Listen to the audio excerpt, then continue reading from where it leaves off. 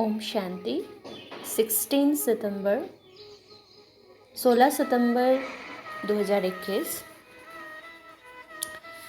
प्रातः मुरली बाप दादा मधुबन। मीठे बच्चे, बेहद का बाब इस बेहद की महफिल में गरीब बच्चों को गोद लेने के लिए आए हैं। उन्हें देवताओं की महफिल में आने की ज़रूरत नहीं। बाबा प्रश्न पूछ रहे हैं, बच्चों को कौन सा दिन बड़े ही धूमधाम से मनाना चाहिए? उत्तर, जिस दिन मर्जी व जन्म हुआ, बाप में निश्चय हुआ, वह दिन बड़े ही धूमधाम से मनाना चाहिए। वही तुम्हारे लिए जन्माष्टमी है। अगर अपना मर्जी व जन्मदिन मनाएंगे तो बुद्धि में याद रहेगा कि हमने पुरानी दुनिया से किनारा कर लिया, हम बाबा के बन गए, अर्थात वर्ष के अधिकारी बन गए। गीत महफिल में जल उठी समा। ओम शांति। गीत, कविताएं, भजन, वेद, शास्त्र, उपनिषद, देवताओं की महिमा आदि तुम भारतवासी बच्चे बहुत ही सुनते आए हो। अभी तुमको समझ मिली है कि इस सृष्टि का चक्र कैसे फिरता है।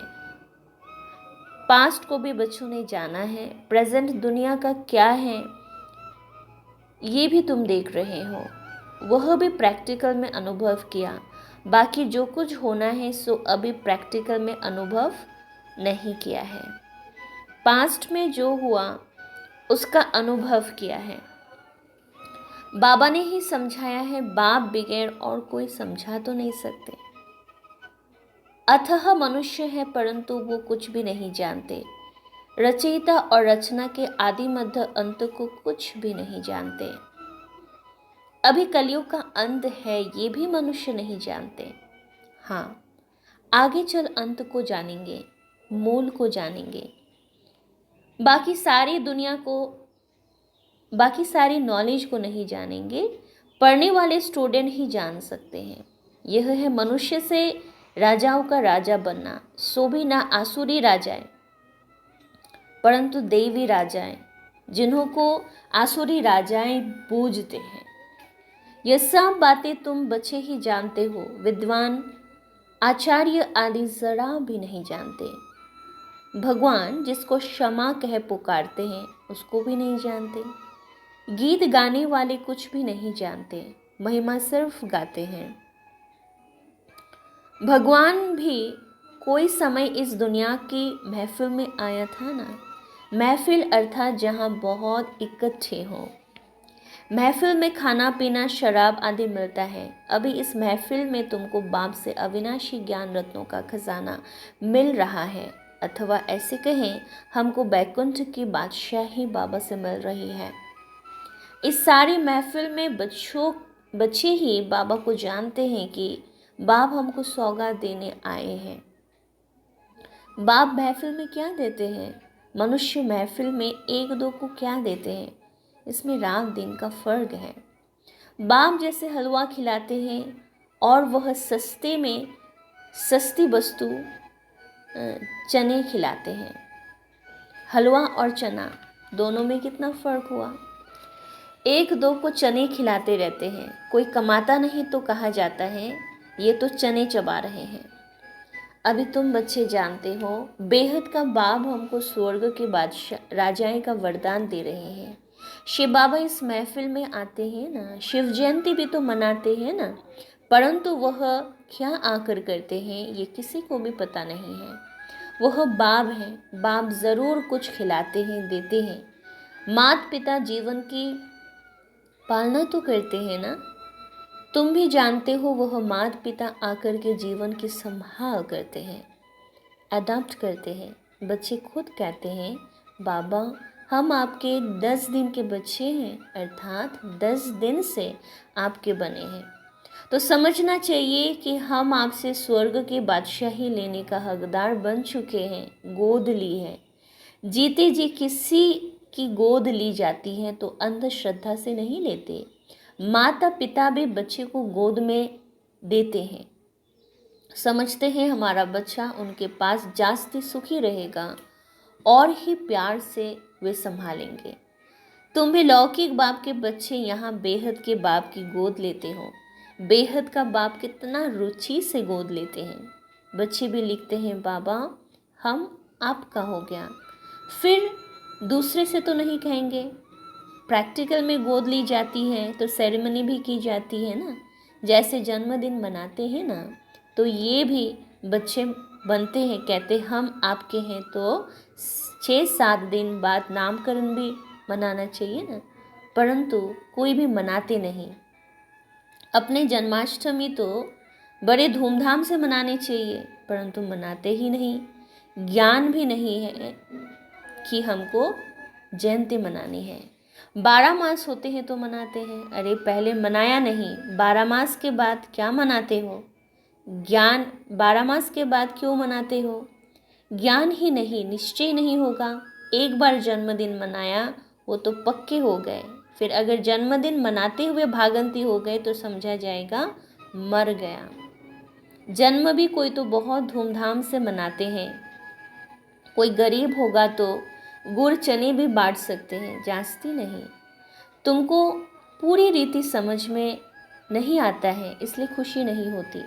जन्मदिन मनाए तो याद भी पक्का पड़े, परंतु वह बुद्धि में नहीं है, वो बुद्धि नहीं है।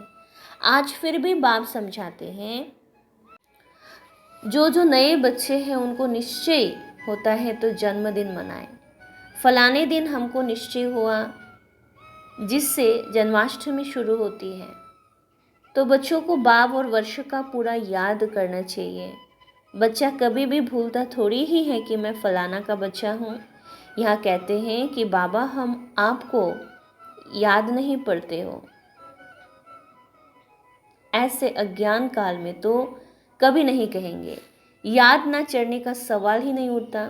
तुम बाप को याद करते हो, बाप तो सबको याद करते ही हैं। सब हमारे बच्चे काम चिता पर जलकर भस्म हो गए। ऐसे और कोई गुरु या महात्मा आदि नहीं कहेंगे। ये भगवानों वाच्य ही है कि मेरे सब बच्चे हैं। भगवान के तो सब बच्चे हैं ना, सब आत्माएं परमात्मा बाप के बच्चे हैं। बाप भी जब शरीर में आता है तब कहते हैं ये सब आत्माएं हमारे बच्चे हैं। काम चिता पर चढ़ भस्मीभूत तमो प्रधान बन पड़े। भारतवासी कितने आयरन एजेड हो गए हैं। काम चिता पर बैठ सब सावरे बन पड़े हैं। जो पूज्य नंबर 1 गोरा था सो अब पुजारी सांवरा बन गया है। सुंदर सो श्याम है। यह काम चिता पर चढ़ना गोया सांप पर चढ़ना है। बैकुंठ में सांप आदि नहीं होते जो जिस किसी को डसे, ऐसी बात हो न सके।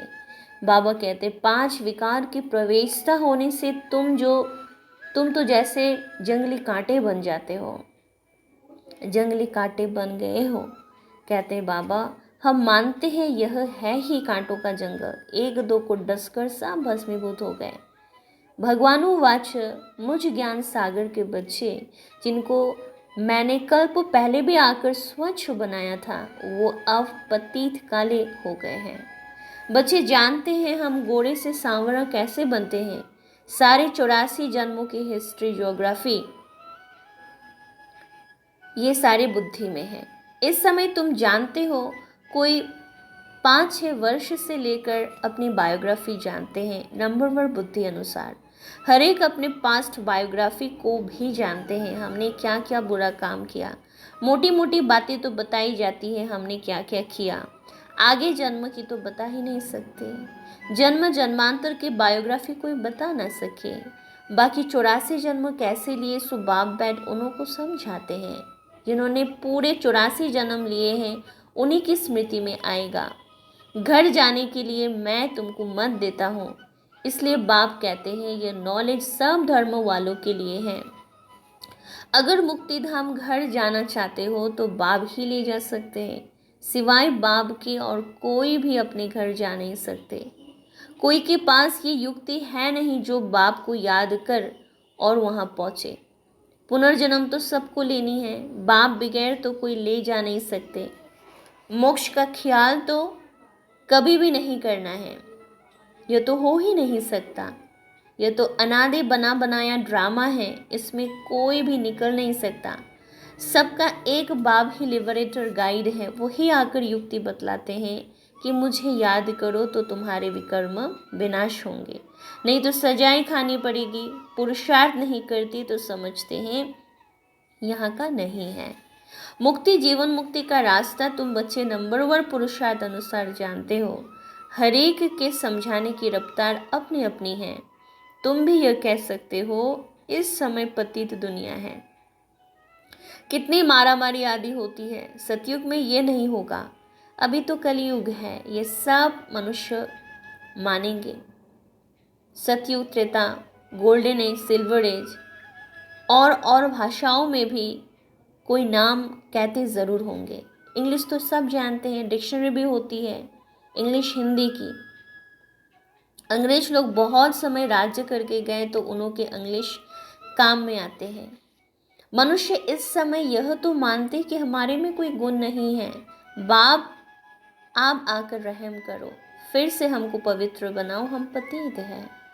अभी तुम बच्चे समझते हो कि पतित आत्माएं एक भी वापस जा नहीं सकते, सबको सतो रजो तमो में आना ही है। अब बाप इस पतित महफिल में आते हैं, कितनी बड़ी महफिल है। मैं देवताओं की महफिल में कभी आता नहीं हूँ, जहाँ माल थाल 36 प्रकार के भोजन मिल सके, वहाँ मैं आता ही नहीं हूँ।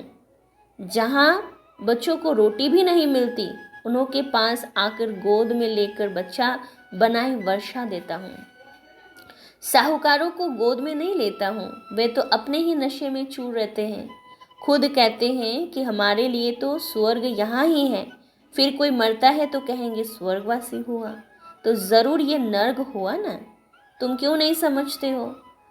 अभी अखबार में भी युक्ति युक्त कोई ने डाला नहीं है।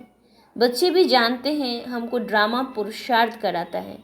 हम जो पुरुषार्थ करते हैं वह ड्रामा में नूंद है। पुरुषार्थ करना भी ज़रूर है, ड्रामा पर बैठ नहीं जाना है, हर बात में पुरुषार्थ ज़रूर करना है। कर्म योगी राजयोगी है ना, वह है कर्म सन्यासी हठ योगी। तुम तो सब कुछ करते हो, घर में रहते बाल बच्चों को संभाल करते हो, वह तो भाग जाते हैं, अच्छा नहीं लगता है, परंतु वो पवित्रता भी भारत में चाहिए ना, फिर भी अच्छा है। अभी तो पवित्र भी नहीं रहते, ऐसे नहीं कि वह कोई पवित्र दुनिया में जा सकते हैं, सिवाय बाप के कोई ले जा नहीं सकते। अभी तुम जानते हो शांति धाम तो हमारा घर है, परंतु जाए कैसे, बहुत पाप किए हुए हैं। ईश्वर को सर्वव्यापी कह देते हैं, यह इज्जत किसकी गवाते हो? शिव बाबा की। कुत्ते बिल्ली कन कन में परमात्मा कह देते हैं, अब रिपोर्ट किसको करे? बाप कहते हैं मैं ही समर्थ हूँ, मेरे साथ धर्मराज भी है, वह सब के लिए कयामत का समय है। सब सजाए आदि भोग कर वापस चले जाएंगे। ड्रामा की बनावट ही ऐसी है, सजाए खानी ही है ज़रूर। ये तो साक्षात्कार भी होता है, गर्भ जेल में साक्षात्कार होता है, तुमने यह किए हैं, फिर इनकी सज़ा मिलती है, तब तो कहते हैं अब इस जेल से निकालो। हम तो फिर ऐसे पाप नहीं करेंगे। बाप यहाँ सम्मुख आकर ये सब बातें तुम्हें समझाते हैं। गर्भ में सजाए खाते हैं, वह भी जेल है, दुख फील होता है। वहाँ सतयुग में दोनों जेल नहीं होते जहाँ सजा खाएं। अब बाप समझाते हैं बच्चे मुझे याद करो तो खाद निकल जाएगी, यह तुम्हारे अक्षर बहुत मानेंगे। भगवान का नाम तो है ना, सिर्फ भूल की है जो कृष्ण का नाम डाल दिया है। अब बाप भी बच्चों को समझाते हैं, वह जो सुनते हैं सुनकर अखबार में डालो। शिव बाबा इस समय सबको कहते हैं 84 जन्म भोग तमो प्रधान बने हो। अभी फिर से राय देता हूँ, मुझे याद करो तो विकर्म विनाश होंगे, फिर तो मुक्ति जीवन मुक्ति धाम चले जाएंगे। बाप का यह फरमान है, मुझे याद करो तो खाद निकल जाएगी। अच्छा बच्चे कितना समझाए?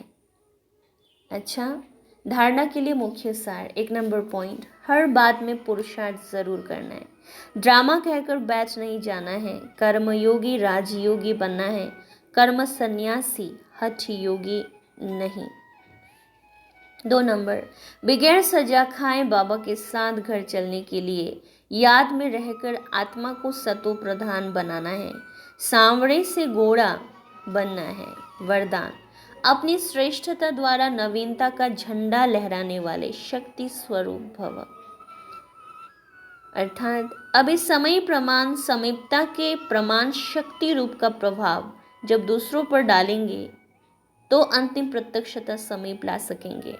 जैसे स्नेह और सहयोग को प्रत्यक्ष किया, ऐसे सर्विस के आईने में शक्ति रूप का अनुभव कराओ। जब अपनी श्रेष्ठता द्वारा शक्ति रूप की नवीनता का झंडा लहराएंगे तब प्रत्यक्षता होगी। अपने शक्ति स्वरूप में सर्वशक्तिमान बाप का साक्षात्कार कराओ। स्लोगन, मनसा द्वारा शक्तियों का और कर्म द्वारा गुणों का दान देना ही महादान है। मनसा द्वारा शक्तियों का और कर्म द्वारा गुणों का दान देना ही महादान है। अच्छा, ओम शांति, ओम शांति, ओम शांति।